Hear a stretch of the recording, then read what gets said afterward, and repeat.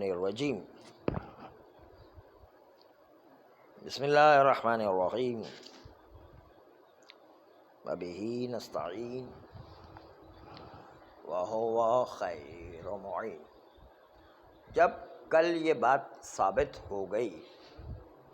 کہ مشتبہین میں انسان اس پہلے طریقے سے وضو کرے، یعنی پہلے سے وضو کر کے نماز پڑھ لے، پھر اپنے آپ کو پاک کرے، پھر دوسرے پانی سے وضو کر کے نماز پڑھے تو نماز وضو والی ہو جائے گی۔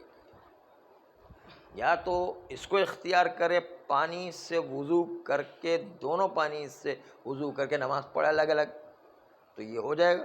اور اس میں کوئی عیب نہیں ہے، بالکل وضو سے نماز صحیح ہے۔ یا یہ کہ تیمم اختیار کرے،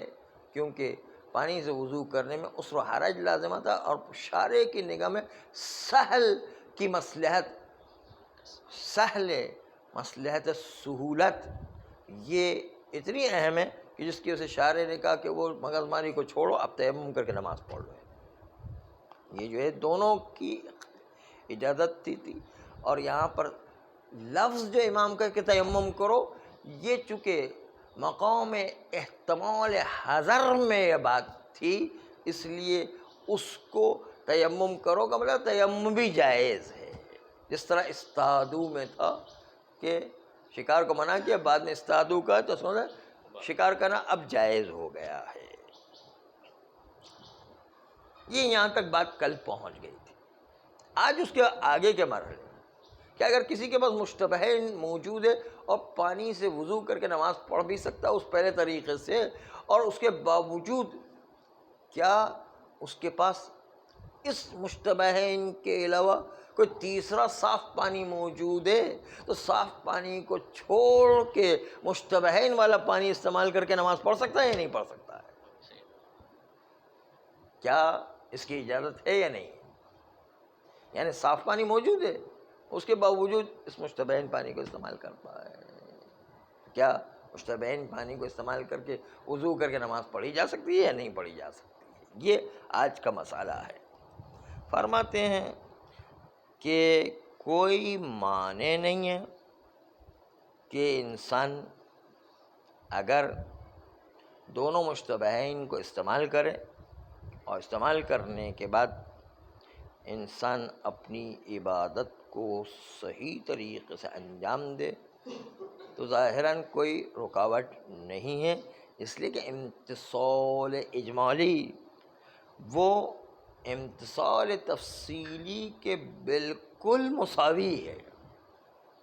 ان دو پانی میں سے کون سے پانی سے ہماری نماز صحیح ہوئی یہ نہیں پتہ ہے، لیکن اتنا یقین ہے کہ ہماری نماز صحیح ہو گئی ہے۔ یہ امتصال اجمالی ہے۔ امتصال اجمالی کو امتصال تفصیلی کے برابر سمجھا گیا ہے، اس لیے کوئی بھی نماز پڑھے دونوں صحیح ہے، چاہے وہ الگ والے پانی سے پڑھے پھر بھی صحیح ہے، ان دو پانی سے جو طریقے اولا تھا اس کے مطابق نماز پڑھے پھر بھی نماز صحیح ہے، اس لیے کہ امتصال اجمالی میں موقوف نہیں ہے اس بات پر کہ وہ امتصال اجمالی امتصال تفصیلی میں ڈھل جائے، یا امتصال تفصیلی نہ ہو تو امتصال اجمالی انجام دینے کی اجازت ہو جائے، ایسا تو نہیں ہے۔ امتصال اجمالی امتصال تفصیلی وہ موقوف نہیں ہے۔ اس کا مطلب یہ ہے کہ امتصال تفصیلی ہونے کے باوجود اس کو چھوڑ کر انسان امتصال اجمالی انجام دے سکتا ہے کوئی، اور یہ بات ہم پہلے ثابت کر چکے ہیں۔ ہاں دونوں برابر ہیں، اس لیے کہ آپ کی مرضی، اور وہ ہم پہلے ثابت کر چکے ہیں کہ امتصال اجمالی امتصال تفصیلی پر چونکہ موقوف نہیں ہے، اس لیے انہی کے صغریات کبریٰ میں سے ایک یہی مورد ہے کہ جب دو مشتبہین موجود ہو اور تیسرا پانی بھی موجود ہو صاف ستھرا، اس کے باوجود مشتبہین کو استعمال کیا، یہ اسی امتصال اجمالی کے صغریات میں سے ایک صغرا یہ ہے۔ اگرچہ کہ صاحب عروہ نے احتیاط کہا ہے اور کہا ہے کہ مشتبہین سے وضو کرنے کو ترک کر دیا جائے، جو آئندہ 10ویں مسئلے میں آئے گا بھی، لیکن یہ ترک کرنا کوئی لازمی نہیں ہے، آپ کی مرضی ہے البتہ کہ ان دونوں کو ترک کر کے تیسرے پانی سے وضو کریں یا تیسرے پانی کو چھوڑ کر کے ان دونوں سے وضو کریں، یہ آپ کی مرضی ہے، کوئی لازم نہیں کہ اگر ایک تیسرا پانی موجود ہے ان دونوں کو چھوڑ کر کے اسی تیسرے کی طرف جانا کوئی لازمی نہیں ہے، اگرچہ کہ صاحب عروہ نے احتیاط کرنے کو کہا ہے، لیکن یہ احتیاط کرنا بھی کوئی ضروری نہیں ہے، آپ اسی مشتبہین پانی کو استعمال کر کے اپنے وضو کو صحیح بنا سکتے ہیں۔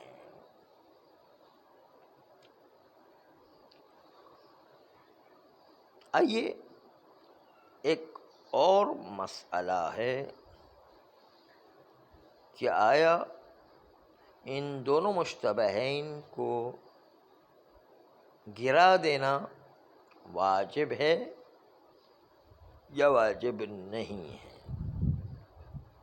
صاحب عروہ کہتے کہ احتیاطاً تو ان دونوں پانی کو گرا دینا چاہیے، احتیاط مستحب کی بنیاد پر دونوں کو گرا دینا چاہیے، تاکہ دونوں کے گر جانے کے بعد انسان فاقد ماء ہو جائے اور تیمم اس کے لازمی ہو جائے، تو دونوں کو گرا دینا چاہیے۔ لیکن اقوا پھر صاحب عروہ کہتے ہیں کہ میرے نزدیک بھی اقوا ہے کہ دونوں کو گرانا واجب نہیں ہے، دونوں کو گرائے بغیر بھی تیمم کر سکتے ہیں، گرانے کے ساتھ بھی تیمم کر سکتے ہیں، تو دونوں جو ہے اپنی جگہ پر برقرار ہیں، اور احتیاط کوئی کرنا چاہے تو اپنی جگہ پر احتیاط ہے، لیکن اس کی کوئی ضرورت نہیں ہے۔ اس کے بعد کا مسئلہ ہے کہ اگر دو پانی میں سے کوئی ایک معین برتن نجس تھا اور دوسرا پاک تھا، لیکن جب ایک پانی کو اس میں سے گرا دیا گیا تو اب پتہ نہیں چل رہا کہ کون سا والا گرایا گیا، پاک والا یا نجس والا، اب پتہ نہیں چل رہا، تو اس وقت جو بچ گیا ہے اس کو پاک مانے یا جو بچ گیا ہے اس کو نجس مانے؟ فرماتے ہیں کہ جو بچ گیا ہے دو میں سے گرا دینے کے بعد، جس میں سے دو میں سے ایک طہارت ہونا معین طریق سے پتہ تھا، لیکن گرا دینے کے بعد اب پتہ نہیں چل رہا ہے کہ کون سا والا تھا، پاک والا گرا ہے یا نجس والا گرا ہے۔ اب یہ کیسے ہو گیا کہ پاک والا معین اور نجس والا بھی معین، اس کے باوجود گرا دینے کے باوجود کیوں پتہ نہیں چل رہا؟ اس لیے کہ کبھی کبھی برتن ایک جیسے ہوتے ہیں تو گرا دینے کے بعد آدمی کو پتہ نہیں چلتا کہ کون سا والا گرا ہے کون سا نہیں گرا ہے، وہ سیدھا الٹے ہاتھ پہ پڑتا تب تک پتہ تھا، لیکن گرا دینے کے بعد آدمی جو ہے وہ غفلت میں پتہ نہیں چل رہا ہے، بھول گیا ہے، اور اس کی نگاہیں جو ہے سرسری رہی، اس کی وجہ سے اس کو پتہ نہیں چل رہا کہ اب کون سا والا پاک ہے کون سا نجس ہے۔ اس لیے تو ایسی صورت میں جو ہے وہ جو بچ گیا ہے وہ محکوم بطہارت ہے، اس کو پاک مانیں گے۔ لیکن اگر دو مشتبہین ہوں اور دو مشتبہین میں سے کسی ایک کو گرا دیا جائے تو جو دوسرا بچ گیا ہے اس سے بھی اجتناب کرنا واجب ہے، اگرچہ کہ نجس ثابت نہیں ہے لیکن اس سے اجتناب کرنا لازمی ہے، جبکہ پہلی والی مثال کے اندر اس سے اجتناب کرنا لازمی نہیں کیونکہ اس کے اندر طہارت کا حکم آ گیا تھا، لیکن اس میں جو ہے اجتناب کرنا لازمی ہے، کیونکہ علم اجمالی کے دائرے میں دو اطراف شامل تھے، وہ دو اطراف اب بھی موجود ہے، ایک گرا دینے والا اور ایک نہ گرا دینے والا، وہ علم اجمالی کا دائرہ ختم نہیں ہوا، یعنی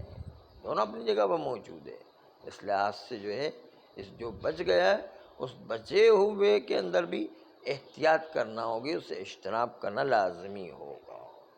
جبکہ دوسری صورت میں اس میں شک کے بدوی پیدا ہو جاتا ہے، اس لیے اس کے اندر فرق پیدا ہو جایا کرتا ہے،